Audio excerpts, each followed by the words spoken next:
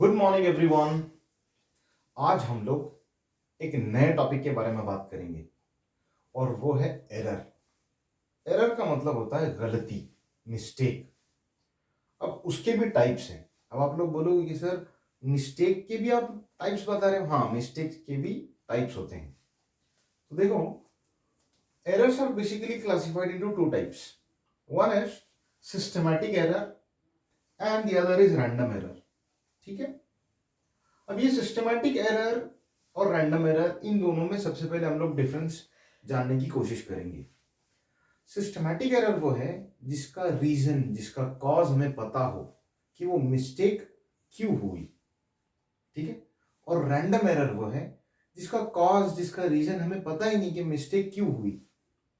Example के साथ समझने की कोशिश करेंगे। ठीक है। तो अभी आप लोग देखो, सिस्टमैटिक एरर तीन तरह के होते हैं। उसमें से जो पहला है वो इंस्ट्रूमेंटल एरर है। देखो, नाम ही बताता है इंस्ट्रूमेंटल एरर, मतलब वो गलती जो इंस्ट्रूमेंट की वजह से हुई। बहुत सारे केसेस में क्या होता है कि हमारे जो मेजरिंग इंस्ट्रूमेंट्स हैं वो बहुत पुराने हो जाते हैं। उसके इंडिकेटर्स जो है वो बहुत पुराने होने की वजह से उतना फ्लेक्सिबल मूव नहीं कर पाते। जहां तक उनको रीडिंग दिखाना चाहिए वहां तक वो मूव नहीं कर पा रहा है, क्योंकि यहाँ बहुत ज्यादा फ्रिक्शन हो गया उसके, इसलिए वो रीडिंग कम दिखा रहा है। तो ये इंस्ट्रूमेंट की गलती है। आ रहा है समझ में?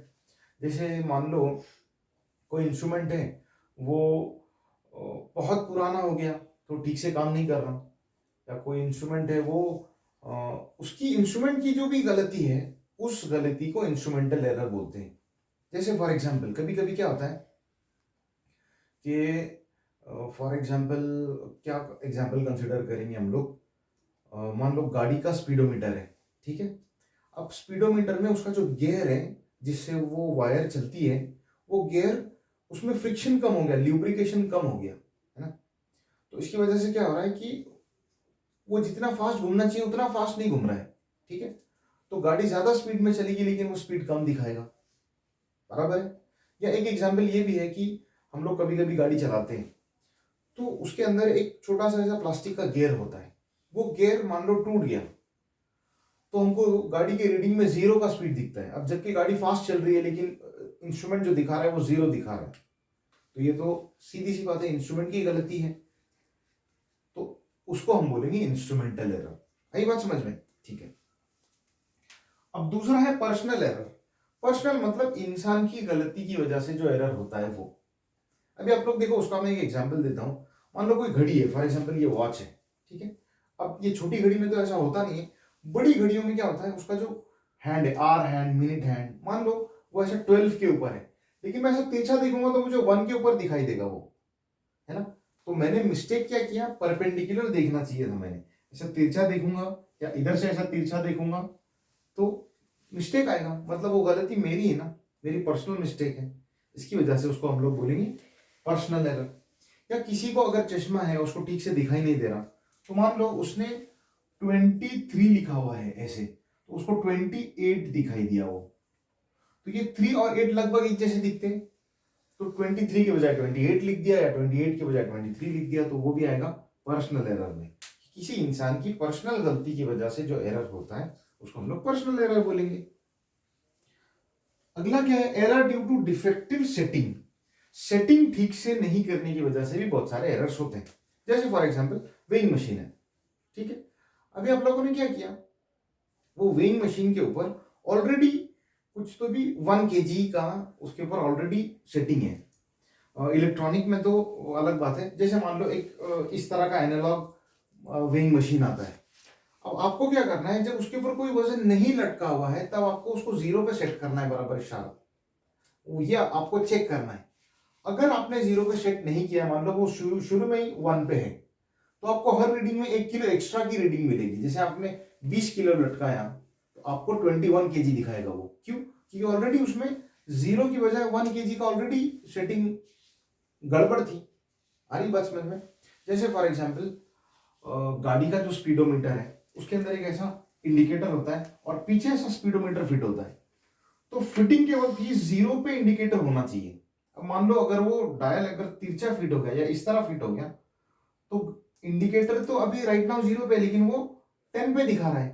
मतलब गाड़ी खड़ी है लेकिन इंस्ट्रूमेंट क्या दिखा रहा है कि गाड़ी 10 के स्पीड में चल रही है, और जब गाड़ी एक्चुअल में 30 में चलेगी तो वो 40 दिखाएगा। क्यों? क्योंकि जीरो पे ही वो 10 था। तो ये डिफेक्टिव सेटिंग बोलते हैं इसको, कि हमने सेटिंग ठीक से नहीं की या इनिशियल जीरो पे ध्यान नहीं दिया। इनिशियली जो इंडिकेटर है वो जीरो पे होना चाहिए था। अरे बात समझ में। एक और एग्जांपल मैं आप लोगों को बताता हूँ। हम लोग जब सब्जी लेने के लिए जाते हैं तो एक प्लास्टिक का ऐसा बॉल लाइक स्ट्रक्चर होता है, प्लास्टिक, और उस प्लास्टिक के अंदर वो सब्जी वो लोग डालते हैं। तो कभी कभी ये होता है कि वो जो प्लास्टिक का कंटेनर है वो 400 ग्राम्स का है, ठीक है। अब उसने क्या किया, उसको जीरो सेट नहीं किया। मतलब नॉर्मली वो जो वेइंग मशीन है वो जीरो दिखा रहा है, और वो प्लास्टिक का बॉल 400 ग्राम्स का, वो 400 ग्राम्स हो गया, और उसने सब्जी डाला मान लो 600 ग्राम। तो अभी स्क्रीन पे हमको 1 kg दिख रहा है, बराबर। लेकिन एक्चुअल में हमारी सब्जी सिर्फ 600 ग्राम्स की ही है, क्योंकि 400 ग्राम्स उस कंटेनर का वजन है। तो हमको ये भी देखना चाहिए कि सब्जी डालने से पहले वो कंटेनर रखने के बाद रीडिंग जो है वो जीरो आए, और फिर हम लोग सब्जी डालेंगे, फिर 1 किलो रीडिंग आएगा, फिर बराबर आएगी। Is that okay? तो ये एरर आता है, error due to defective setting. Is that okay? अब ये तो वो एरर्स है जिनकी वजह हमको पता है, तो इनको हम सिस्टमैटिक एरर बोलेंगे, ठीक है। और दूसरा टाइप आता है रैंडम एरर। रैंडम एरर किसे कहा जाता? कि वो एरर है जिसका कॉज पता ही नहीं चलता, सब कुछ सही किया, और रीडिंग भी अच्छी तरह से ली, इंस्ट्रूमेंट भी नया है, और सारी चीजें जितने भी प्रिकॉशंस लेने चाहिए वो सारे प्रिकॉशंस लेने के बाद भी अगर कोई एरर आ रहा है तो उसको हम लोग क्या बोलेंगे? Random error. अभी इसका एग्जैक्ट वजह तो नहीं बता सकते, लेकिन एक एक अंदाजा लगाया जा सकता है। जैसे फॉर एग्जाम्पल कभी कभी ये होता है कि रूम का टेम्परेचर बदल गया। मान लो आज हम लोगों ने कोई एक्सपेरिमेंट किया, उसमें एक रीडिंग आई, और कल एक एक्सपेरिमेंट किया, उसमें एक रीडिंग आई, तो उसमें डिफरेंस आ रहा है। सेम एक्सपेरिमेंट, वो इसलिए भी हो सकता है क्योंकि आज जो टेम्परेचर था हो सकता है वो कल ना हो, है ना। तो रूम टेम्परेचर की वजह से हो सकता है, या प्रेशर की वजह से हो सकता है।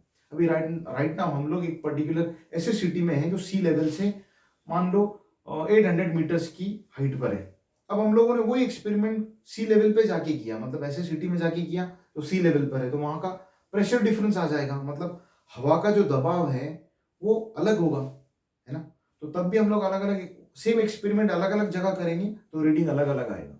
तो ये सारी चीजें जो है, जो एनवायरमेंटल कंडीशंस में चेंजेस होते हैं वो हम लोग कंसिडर नहीं करते, और वो सारे चेंजेस जो है वो रैंडम एरर्स में आ जाते हैं, कि जिसका कॉज हमें पता नहीं, जिसकी वजह हमें पता नहीं चल रही और मिस्टेक हो रही है, तो that comes under random error. Is that okay? तो आज के लिए सिर्फ एक छोटा सा टॉपिक था कि एरर के टाइप्स, वो मैं आप लोगों को शॉर्टकट में बता चुका हूं। आज के लिए इतना ही। Good bye everyone.